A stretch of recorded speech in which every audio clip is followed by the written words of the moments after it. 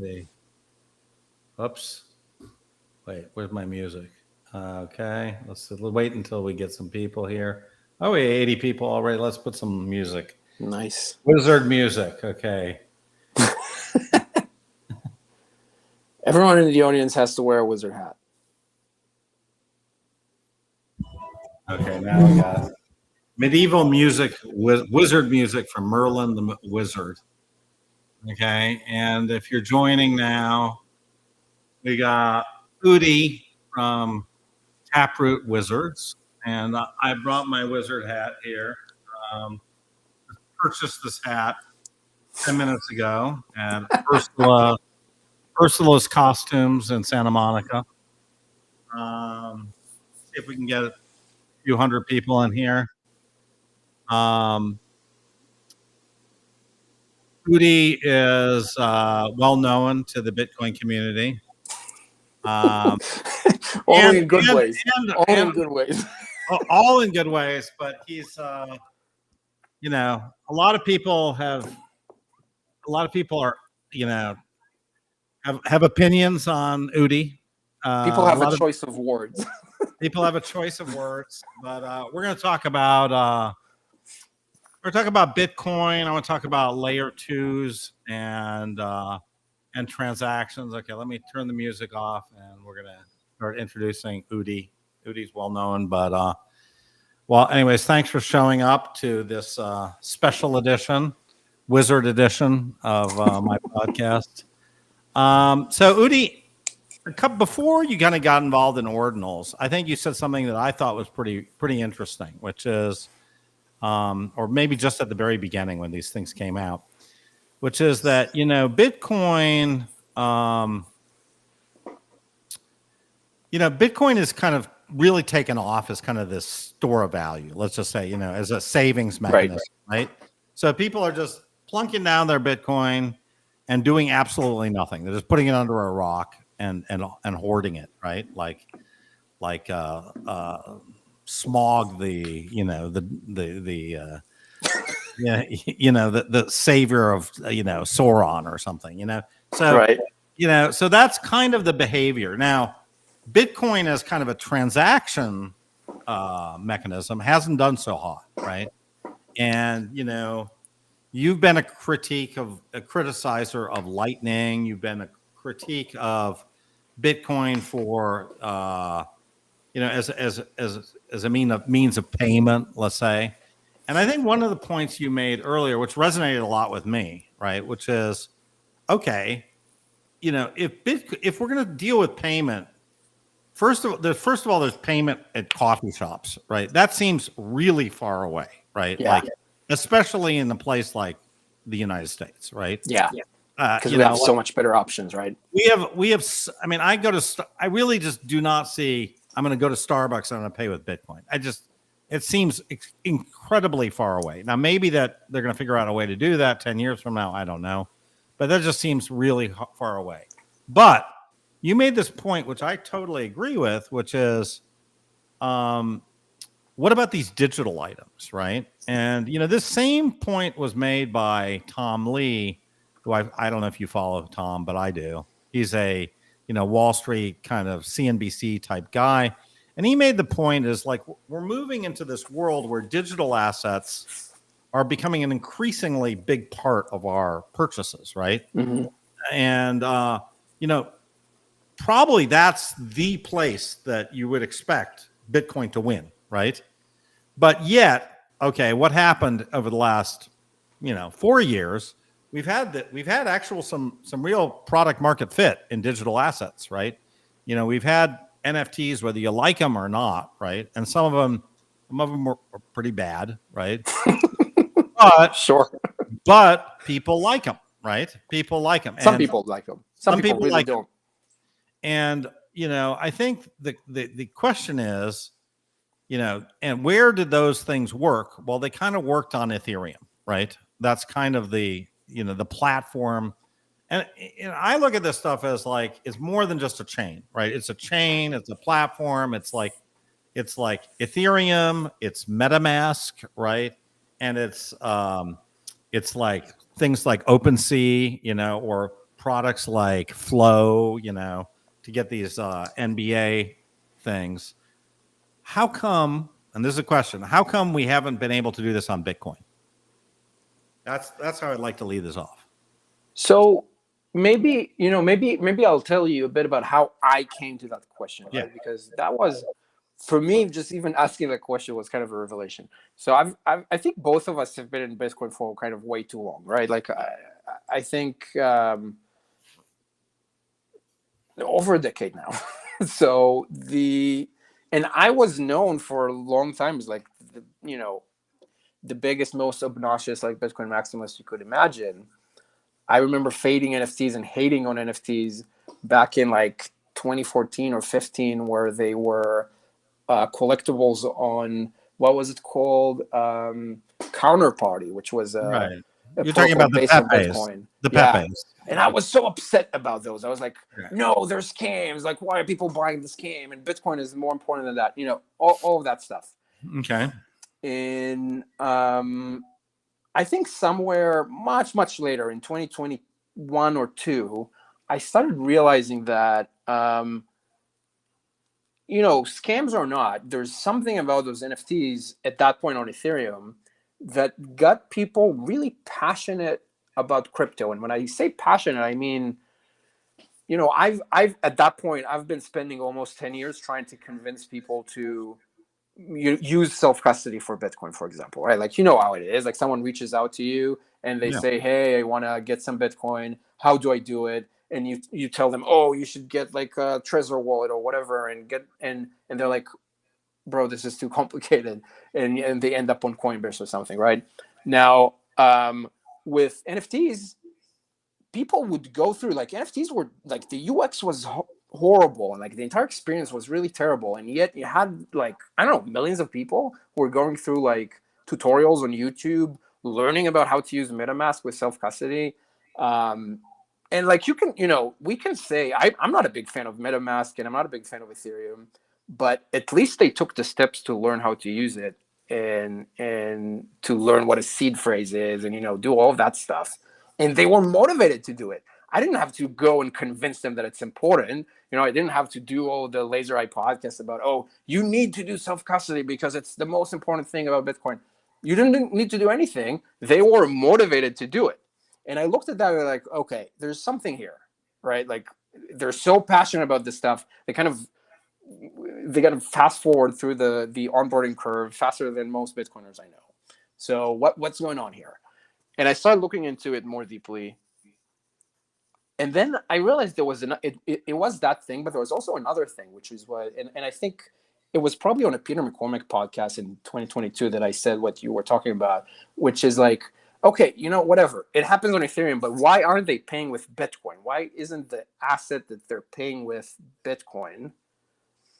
Because if you think about when Bitcoin was early, I remember conversations on the Bitcoin Talk forums, and people used to always say, yeah, like, the physical economy is going to be rough. Like, getting to a point where you buy groceries in Bitcoin is going to be difficult because the grocery stores have to pay their employees and their suppliers, and they want fiat, and like they need to own like the real estate where they are. Like, it's all complicated. Right. It's going to be hard for them to be denominated in Bitcoin, but in digital economies, it's much easier because the margins are bigger. And it's much easier for people to, you can pay you can pay your developers and your artists in Bitcoin, and they might be okay with it. And for early Bitcoiners, it was, I think for most of them, it was kind of clear. The first target was the circular digital economies. Those were easier to convert to Bitcoin. And I was looking at NFTs and I was like, damn, NFTs are digital circular economies. That's what they are. Like, someone shows up. There was one case where it was a perfect product market fit, though, which was Silk Road, right? Right. Yeah. That happened before the digital economy. True. Yeah. But that didn't survive very long. I'm not saying it wasn't a great, but it was a perfect product market fit, right? Yeah. Yeah, I would agree with that. And that is also why, I'm looking at the NFT market at the time, and I'm like, okay, so what are we saying? That's, a lot of Bitcoiners tend to say that Silk Road is great, and that, right. Ross was just doing the right thing, right? And if we're okay with that, why is it so hard for us to accept that people will also trade JPEGs, right? Like, sure, you can argue, That's a okay, really good point, actually. I really like that point. I mean, okay, you can If say you're some okay people are with gonna get drugs, scammed. how bad can JPEGs be? Really, right? Like, Yeah. why not both? So Okay. so my point of view back then when I did that interview with Peter McCormack, it wasn't even about having the NFTs on Bitcoin. It was more of a Okay. question of like, why are we not paying for them with Bitcoin? Or not we? Why are the people who are buying them not Okay. choosing to pay with Bitcoin? Okay. And I think what Peter responded, and I think a lot of people were very mad at me for that interview. So a lot of like kind of laser eyes responded to that too. Well, the Ethereum Foundation with their pre-mine, they're supporting this, and the Solana Labs with their pre-mine, they're supporting this, and that's why they're using ETH and Sol, and we can't compete with that. And I was like, I think we can compete with that. I think we can. So that's back then, and that was before Ordinals came out. We started working on Taproot Wizards as a project. It was before we even knew that Ordinals as a technology was going to exist. Oh, really? Okay, that's interesting. I didn't know that. Yeah. We started working on the art and kind of the narrative and the storyline. Okay. And at some point, we were thinking about it as like NFTs on Ethereum, but it's a community of Bitcoiners, and they pay for it with Bitcoin. It didn't make sense. Honestly, it didn't really make sense. So we kind of shelved it after a while because we're like, it's Ethereum or Bitcoin. Like, what is this thing? And then when Ordinals came out, we're like, okay, this is it. This is what we were. This was the missing piece. So that's why we were so early to Ordinals, I think, because we kind of had everything ready and we knew what we wanted to do. But as soon as Ordinals popped up, we're like, okay, yeah, let's go. Like, this is exactly what the point we're trying to make. And now, you go to Magic Eden, which is like the leading Ordinals market, and you'll see that on many days, the trading volume on Magic Eden with Bitcoin, and I'm not talking even about the Ordinals, like, okay, you hate the Ordinals, fine. But the BTC itself is real BTC that people pay for those Ordinals. That volume is in many days higher than the ETH volume for NFTs on the same day. Right. So I think there's two metrics of success, right? So one is Bitcoin versus ETH in terms of ordinals versus NFTs, right? And so, that's sort of comparable, or sometimes it's exceeding it. So, and in any case, whether you like it or not, those things are comparable. And the other, I think, metric is total number of total fees and total number of transactions on Bitcoin on ordinals, right? I don't know how many what we're up to in terms of number of ordinals, but like 50 million, is that the number now? Is it 60 million? I think it's around 70 million now. 70 million. Okay, so we've had 70 million transactions in 2 years in ordinals. Right? That's only the 70 million new inscriptions. Right. That's only part of the transactions. There's probably been much more transactions that haven't been that aren't inscriptions. So the number of transactions is higher than that. Right, but let's just say it's order of magnitude. Right now, it's something like 40 to 50% of all transactions since 2023. Right. It's on the order of 40% of all Bitcoin transactions are ordinals related. Right. Yep. Now let's just take it, because I know. Look, I'm very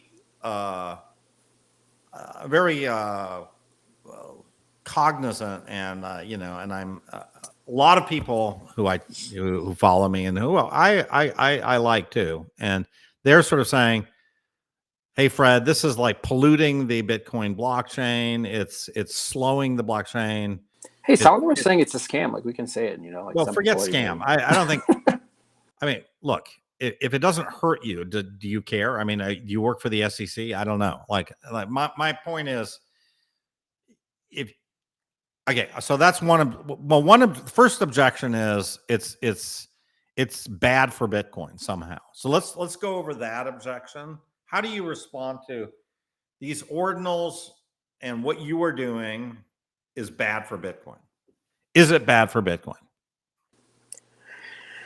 I mean, obviously, I don't think it is. When we started, we kind of had this like marketing campaign where we said that we're breaking Bitcoin, and it was obviously a joke. I think a lot of people were And very somebody said to me who follows me, she said, "Remind Udi that you didn't break Bitcoin." yeah, I think people were very offended by that. But like obviously we know that was the joke. The joke was we cannot break Bitcoin. We have kind of enough conviction in Bitcoin to know that a couple of clowns in wizard suits are not actually going to break it. Okay. And a few JPEGs are not going to break Bitcoin. And that was kind of the joke we were trying to make. And people were very offended by that. But yeah, and I think that's kind of it. That is the point, right? Like, what are you telling me? Are you telling me that like Bitcoin is supposed to be resistant to like rogue governments, and it's going to stop and topple like central banks? But if a few people like make JPEGs of wizards on it, then that is it. Like we Right. destroyed it for everyone. Like that's absurd. So yeah, I think like I think that the notion is laughable to me. Like I've had max conviction on Bitcoin for 10 years. The idea that this is how I'm going to break it is kind of insane. Also, I think people who have been involved in technical debate in Bitcoin for a while, they kind of know that the end game is that we expect fees to go up. Like we expect blocks to fill up and for fees to go up, and we kind of even need that because eventually the block subsidy will go to zero, and the only way miners make money is with fees. Now, that doesn't mean it has to happen today, and I'm not claiming that necessarily Ordinals doing it now means that we saved Bitcoin, whatever, 20 years into the future. But it's definitely given people a more positive outlook. Like people who were there, I know a lot of people who were kind of concerned about this, and this kind of removed this concern. So even though I think that the concern was always kind of iffy, it's good that it convinced people, even even if they were wrong to be concerned about it in the first place. So I don't think it hurt Bitcoin in any way. I think it accelerated some stuff. I think that, for example, it revealed some problems with the Lightning Network that then Lightning engineers went ahead and fixed. Let's talk about Lightning a little. First of all, Yep. let's talk about your You said you've had deep conviction for 10 years. What gave you deep conviction on Bitcoin, and did you sell during any of the bear markets since you've been involved in two of these two really bad bear markets? Did you Yeah, sell? I think I joined. So I joined around like, let's say, the end of 2013, and that was kind of the beginning of the first bear market that I experienced with the Mt. Gox collapse. Right. And then I definitely did sell. I basically sold all of it, I think. Yeah. Okay. So it took me a while to build that conviction. I think one of the things that really helped me was seeing how, even though that seemed like a catastrophic event at the time, like somehow Bitcoin like snapped out of it. And that was when I was like, well, one, I made a terrible mistake selling. Right. And two, I kind of gained enough conviction to just kind of DCA over time, I guess. Okay. But you say the 2018 bear market, you were just holding. Yeah, the 2018 was like whatever. Okay. I think 2017 was probably the first time in my life that I like had money, right? Like I was, Okay, like, right. Yeah. And then by the end of or by the middle of 2018, I didn't have that much money anymore. But I was like, oh, whatever. Like we keep going. So I by the way got complete conviction right around then too. So to me, it was 2019. I've been kind of in and out of Bitcoin before, but not significant. And 2019 kind of was the year I kind of just like, yeah, this thing's coming back again. We're coming back from the dead again. And I feel like okay, so that's your conviction story, and obviously now we're back in a bull market. But what about the Lightning story? What about your experience with Lightning and your hopes and dreams of Lightning, kind of going back to the original Lightning kind of experiments? Yeah, so I know one of the things that are really interesting is the way, because I've been like kind of public on Twitter for a long time, and some people will say annoyingly public, and I've changed my mind about pretty much everything multiple times during that time period, right? And I think a lot of people, whatever, joined in the last year or two, three, and they look at this like snapshot of who I am in the last 2 years, and they think that's it. and that's fine. But I think what they're missing is, for example, where does my Lightning kind of criticism come from? Well, it comes from being a Lightning Labs bull for a long time.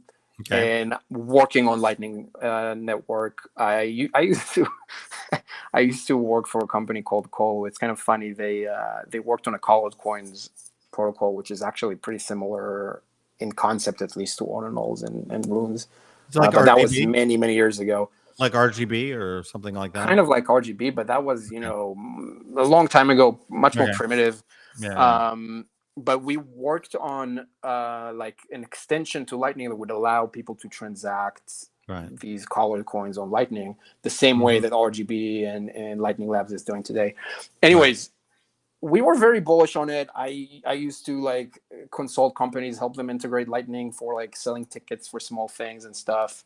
And through that experience, my learning was that it's too difficult to use as a user. It's too difficult to build on as a developer. It's just too complex. And that was a culmination of, I don't know, 5 years of experimenting with Lightning. It's not something that came out of nowhere. I used to spend on Twitter too. I used to spend a lot of effort trying to get people to adopt it. Well, I got to tell you is, I feel like Lightning, as it's advertised, is sort of like, it just works. It's fantastic. But then when you actually go to use it, you realize actually it only works for like under $1,000 regularly. Like if you try to put $5,000 on Lightning, it's just not gonna work. Channel will not be found. That's my general feeling. And many times. I mean, some people will say it works well for them, but I think no, it's not 100% reliable. And the other thing about it is it's not often, but you can get your funds stuck. Now they get unstuck, but it's happened to me that I've gotten my funds stuck for a week in Lightning. You know what I mean? And that's just, to me, that's just not reliable enough for kind of money. You know what I mean? Like you can't have money where it's like, oh, but no problem, you're going to get your channel uncleared. I'm sorry, you got locked in this channel. Sorry, you'll get your money back in a week or 3 days. You know what I think it is? Bitcoin back, and maybe it's going to be worth a whole lot less in 3 days too. Who knows? I think it's fun to tinker with. So if you're like a nerd, I'm kind of a nerd. Then it's kind of fun to like, stand up your node, to connect to, like, you find a few people to open channels with. You do all this manual tinkering, and then you see it working, and it's kind of cool. And maybe you use like a few, I don't know, you get to test out a few wallets, and you see the differences between them. And it's if you're that kind of like somewhat technical person, and you think you like that kind of stuff, and it's fun. It's just fun. But that is okay. That's fun for like a community of whatever, 1,000, 5,000, 10,000 people. That's great. But is that going to be something that people use on a global scale? Like, absolutely not. So you disagree with, I guess, David Marcus, for example, and what he's doing. I don't know what he's doing. I honestly don't really understand what he's doing. But he's betting the rants on Lightning. I don't understand why, but maybe you could explain why. What I like about David Marcus and his team, Lightspark, is I feel like they're kind of adults. I think a lot of people who are building on Lightning are children. Okay. They're just not serious. They're not serious about product market fit and finding it, and they're not serious about like real commerce problems. David Marcus is a very accomplished person in the field of digital payments. Like he has done that. He knows, he's done that at PayPal. He's done that at Facebook. More than almost anybody. He knows what he's doing. So what I've said about that many times is that I think if anyone can ever save Lightning and kind of prove me wrong on my Lightning hypothesis, it's that team. Okay. I don't think it happened yet, but if someone can. And so, but even if they resolve all these issues, right? We still have the fact that Lightning really isn't programmable, right? So, when you start saying, okay, I need to exchange Lightning for dollars, I need to build something, it's not, you can't do, I'm not talking about super complicated stuff, but I'm just talking about basically, Uniswap, we don't really have that on Lightning, You know what I mean? Now I know with Taproot assets they're talking about stuff like this, but it's, you know, it seems pretty far away. You know what I mean? Like realistically. And I know some people are building stuff on Lightning, you know, that are doing stuff with, even with Ordinals on Lightning. But like, you know, it seems kind of a little bit far out there, you know, in terms of like you're building stuff on top of quicksand. And I'm not sure all that stuff ever gets built. So let's talk about these OP cats. Okay. Okay. Yeah. First of all, what's an opcode? So opcode, when I try to explain it to people who are not familiar with Bitcoin development, I kind of say that opcat is that opcodes are scripting functions. Right. They're similar to scripting functions. They're like these tools are built into Bitcoin you can use to write your Bitcoin scripts. Bitcoin scripts are generally very simple and primitive by design. I think Satoshi kind of wanted them to be very simple.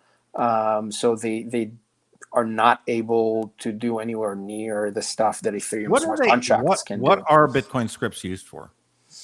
So actually, every Bitcoin transaction has a Bitcoin script.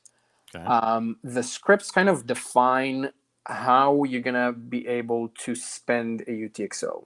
Okay. So you receive a UTXO, you want to spend it. The script defines how. Most scripts are like very, very basic. They just say, hey, you sign with a signature that matches the SKI, and then you're allowed to spend.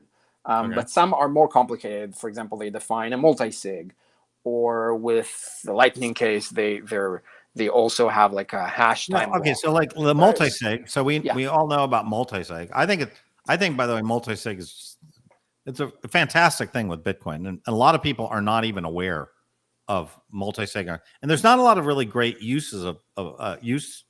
I find that there's not a great consumer wallet experience with multi-sig. That's one thing it's on my sort of wish list for Bitcoin, is that there could be better multi-sig versions for people, because I think ultimately people should do more multi-sig. But was multi-sig possible in the Bitcoin that Satoshi wrote in 2009? Was it possible to do multi-sig, or was that only enabled later? You know, that's a good question. I don't remember if it had multi-sig on the first release, or if I actually don't remember. Okay. The way that people use multi-sig now is with so-called P2SH, pay to script hash. That was definitely not part of Bitcoin back then. So even if multi-sig was possible, it wasn't possible in the way that people are using it now. Right. Like it didn't have like the address you would have to. It was complicated. Okay. But yeah, so a bunch of. So this is one of the things that this is another thing I want to get your take on, which is Bitcoin has changed over the years, right? And a lot of people have said, "Hey, Fred, you can't change Bitcoin; it's perfect, but Lightning's great." And I go back to them and I say, "Well, wait a second. Lightning would not be possible in its current incarnation without several Bitcoin improvement processes, right? Protocols, BIPs. What's the P stand for again? Proposals, right? Yeah, exactly.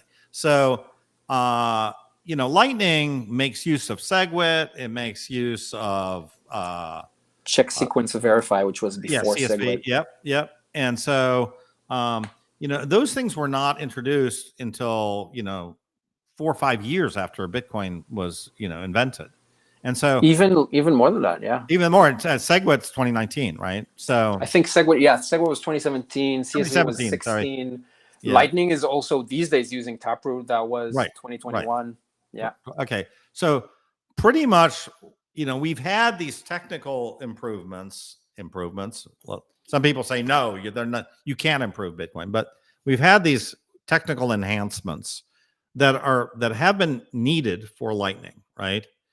And so I think it's a mistake to say that Bitcoin has not, was perfect from the get-go. It has been changed.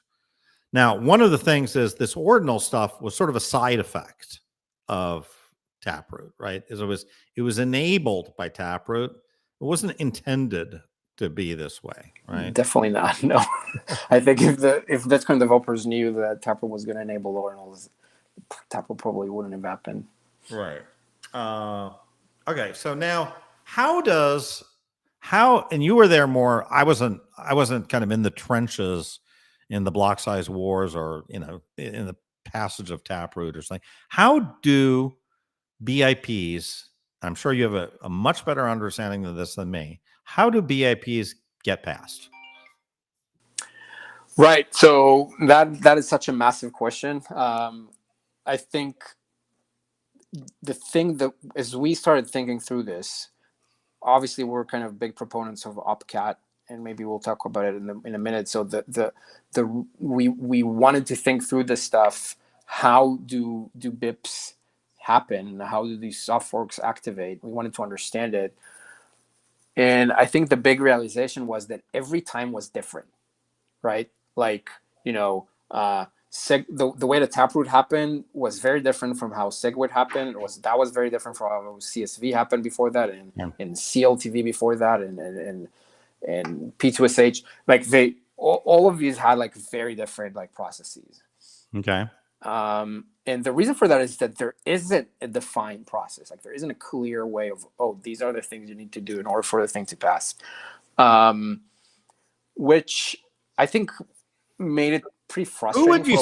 Who would you say are the key stakeholders? The key people? It's really hard to answer that. Like, because there should look at the end of the day, Bitcoin is supposed to be decentralized, and there shouldn't be these key people who decide. Well, I think that in the past, it was kind of merit based in the sense that if you had Greg Maxwell and Peter Willa, who were both like developers in Bitcoin for many, many years, and they had a lot of credibility because they've done stuff, right? And people had a lot of respect for them. When they showed up and supported Taproot, for example, I think that was a big moment that kind of tilted the tables in favor of it. But what you'll notice since then is both of them have kind of explicitly said they don't want to do it again. Okay. They don't want to do it again. They don't want to be. They don't want to point and say like this is the one, right?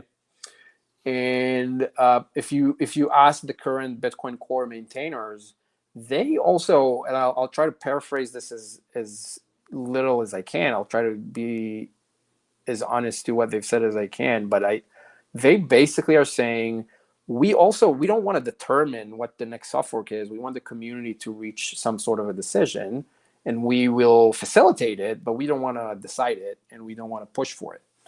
So we are in kind of a new territory.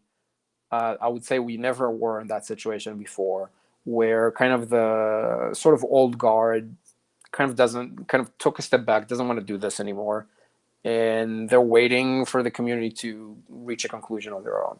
But what's the community mean? That's a great question, right? Like, what does that mean? So then how do you know, right? What in what moment do you know that the community supports it or doesn't? So, well, there's one thing as the mining community, right? Sure. They have an objective way of communicating whether they like something or not. They can encode it in the mined blocks, and we can see what percentage of mined blocks like something, right?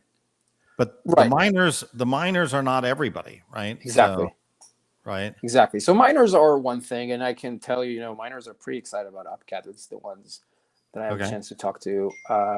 But that's not nearly enough, right? Because there's a lot of other types of stakeholders. I think so. Like, it's gonna be hard to determine the exact set of people, but I think what we're seeing with OpCat the reason I'm so bullish on it, and I really believe that it's gonna be activated this year. And people are like, "Woody, this year? Like, this is 6 months? Are you serious?" And I'm like, "Yeah, I really think it's gonna happen this year." And the reason is because there's so many different types of people from different camps that I see coming out in support of this. So a bunch of miners is one of them, but also, we've had Andrew Polstra, who's a researcher at Blockstream, like the lead researcher at Blockstream, has been very loudly about it. There's been a Bloomberg piece about OpCat this weekend, where there's a quote from Adam Back about how he thinks that OpCat will be great for custody, for self-custody. There's Lightning proponents. I'm not known as the biggest Lightning proponents in the world, but Lightning proponents see Lightning, I Opcat. know that they're sort of in favor of it in general. Yeah, yeah, they're definitely in favor of covenants, and Opcat is one Yeah. of the Opcat proposal and the one who's kind Yeah. of the leading one. So yeah, they're definitely in favor of it. Privacy proponents see it as a way to do better privacy stuff. People who Okay. are building Bitcoin L2s see this as a way to make their new L2s into a real L2 as And opposed to a fake one. who hates it? So there's a group of people who hate any change to Bitcoin, right? And who think Bitcoin should never change again. I think that they most of them are just new. They just don't, what you talked about before. They just don't understand that Bitcoin changes semi regularly. I think Saylor, for example, is one of the leading voices that have said, he talked, quite frequently in the last few weeks and months about how he thinks Bitcoin should have the same pace of change as the English language. I think was his example. Well, I will say the only thing I would say about Saylor is Saylor can change his mind, right? Exactly. And Exactly. and I would say if you look at this Ethereum ETF, Yep. Saylor was, a month ago was like there will never be an Ethereum ETF. Yeah. And now he's like, an Ethereum ETF is good for Bitcoin. Yeah. So I think Saylor is more of I wouldn't say opportunist, but he's flexible in his thinking. Yeah, I think he's look. It would make no sense for anyone, and if there are some people in Bitcoin who are nonsensical, but it would make no sense for anyone to see that an Ethereum ETF is approved and keep fighting it. Like, it's been approved, like we need to move on. Right. And I think he's, in that sense, he's a sensible person. He's not gonna continue a fight that is over. And I think similarly, changes to Bitcoin will be the same. I think he would prefer that there would not be changes, but once it becomes clear that a change is coming, then he will not go to war against it, because that's a mistake. So your sort of optimistic scenario is we get OpCat approved this year. Let's say it's this year or early next year or something like that, and then it gets. There's a period between approval and implementation. I mean, Taproot I think it was approved in 2019, but I don't think it went live until a year later, right? Maybe. So Taproot went live, I think it was the end of 2021. Yeah. And there's a period they call the lock-in period, Right. but we're talking about 2 weeks, not years, right? So like, Taproot was locked in, I don't know, maybe 2 weeks or a month. I don't remember exactly before it went live. But it was definitely in development for a very long time, because Taproot was a very big change.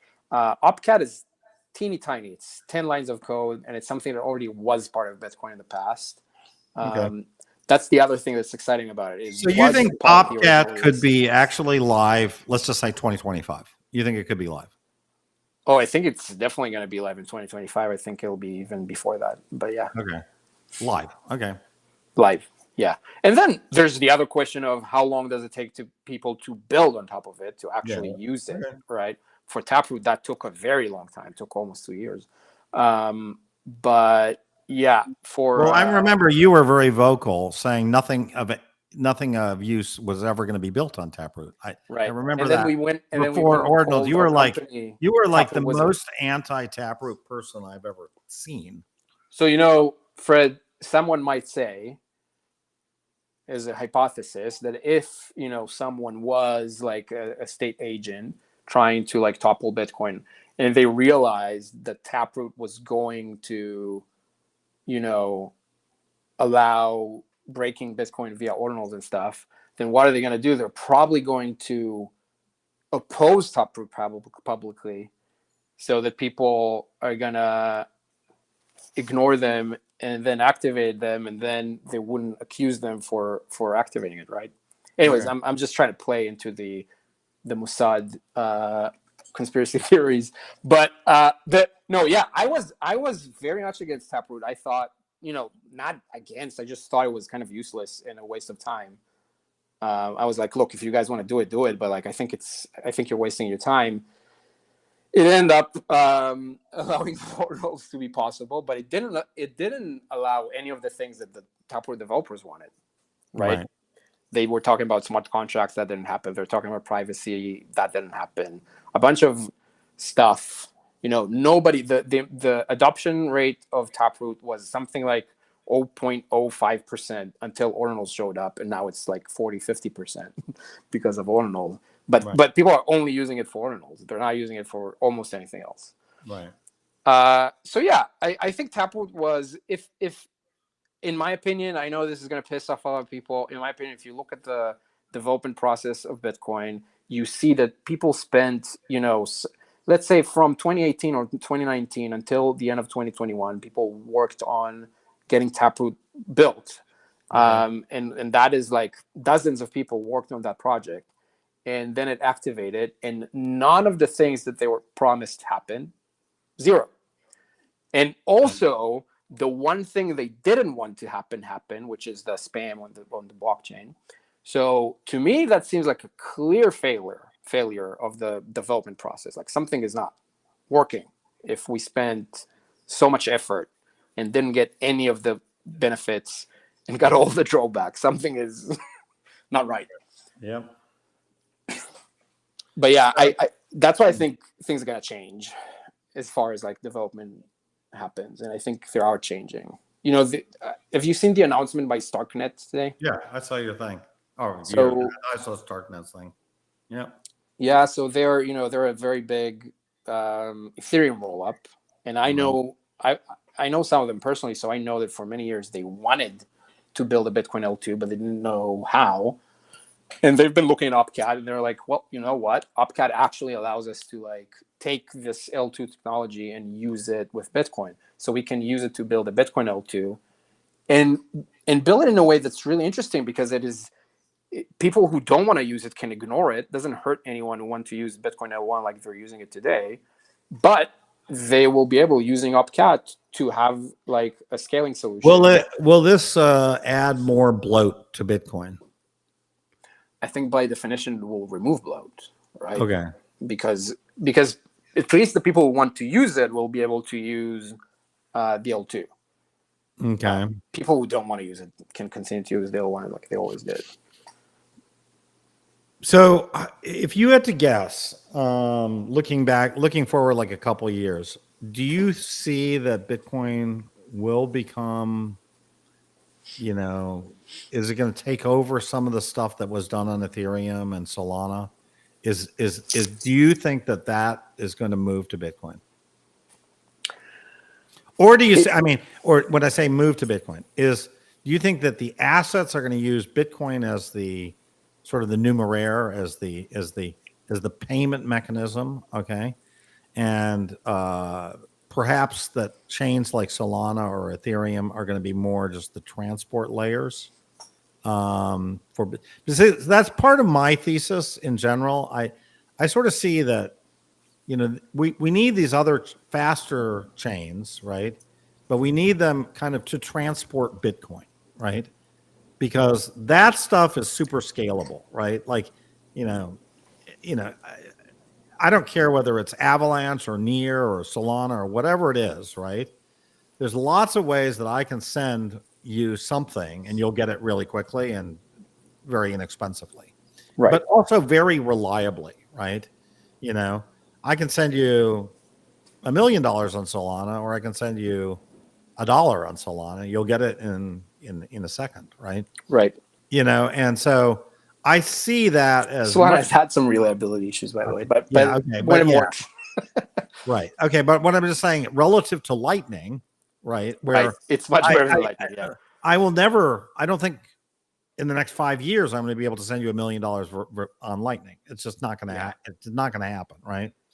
And so, I think if we're looking at going beyond the payment of a cup of coffee kind of scenario, and we're looking at using this stuff, a fast transactional layer that works with Bitcoin, we're going to need fast blockchains to run, and I don't a priori don't know whether it's going to be Ethereum and some L2 on Ethereum, or whether it's going to be an L1 like Solana or something else. I don't care really. But like what I care about is I'd like all those payments to be denominated in Bitcoin. Right.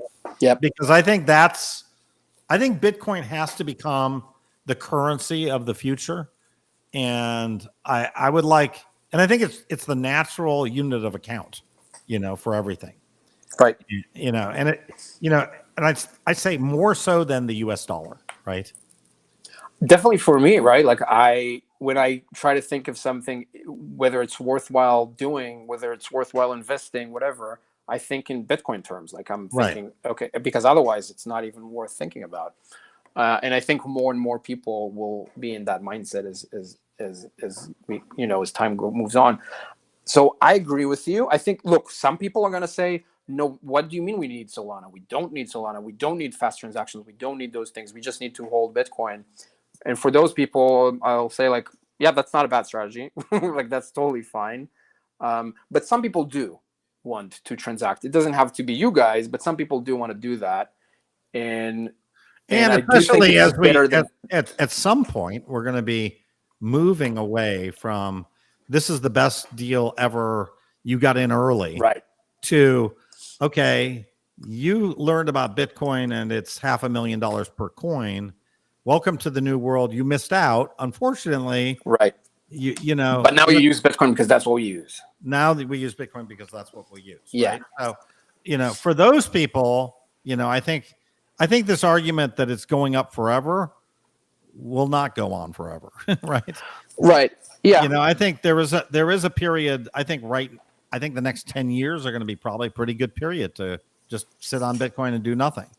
Right. But I think once we get past 2030, I think we're going to have to start looking at having Bitcoin do something. Right. That's my view. I think that's true. Otherwise, I think we're going to be in competition with stuff that actually does do something.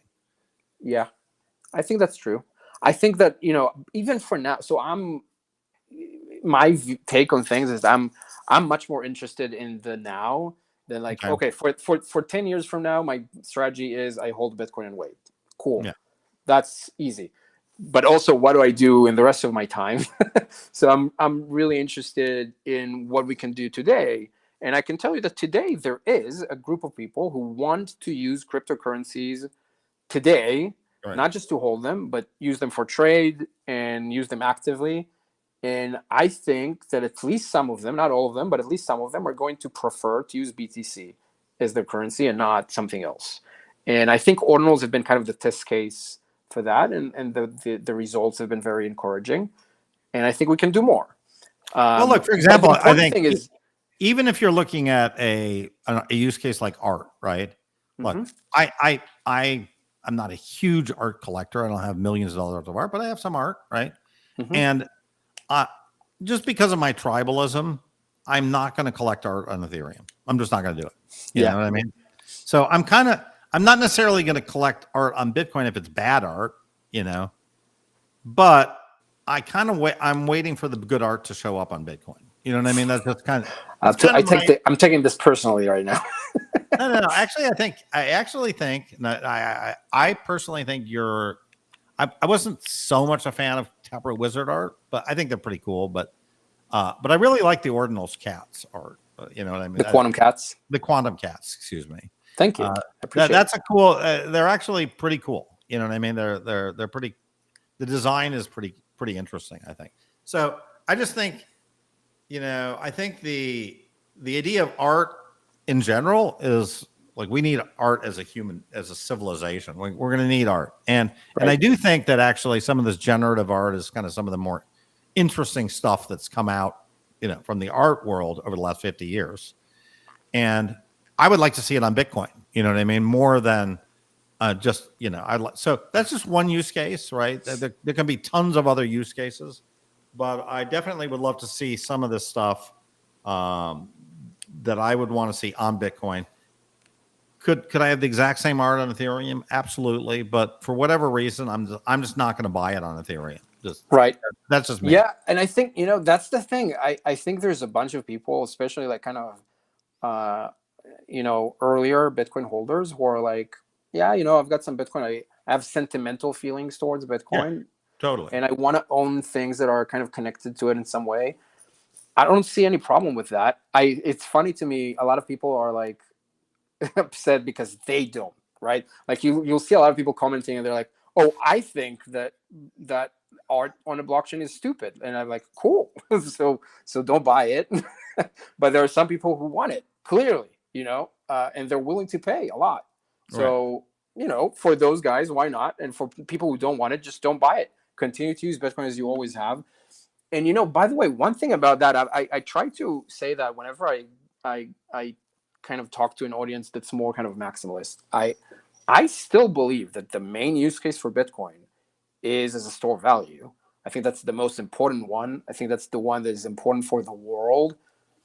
I do not for a minute think that art on Bitcoin is more important than that. It is not. It is a minor use case of Bitcoin. It will be maybe, I don't know, 5%. I don't know, 1%, whatever. Yeah. And that's cool. And I like doing that, and Right. I know a lot of people who like doing that. And the people who don't like doing that, they can ignore it. You can just not do it. I've never tried to. Udi, you back? All right. Udi, you just froze. I don't know if it's me or Udi, but let me. All right. Well, I guess that's it, guys. Anyways, Udi is frozen, at least for me. So I hope you guys enjoyed our little stream, and we'll talk soon.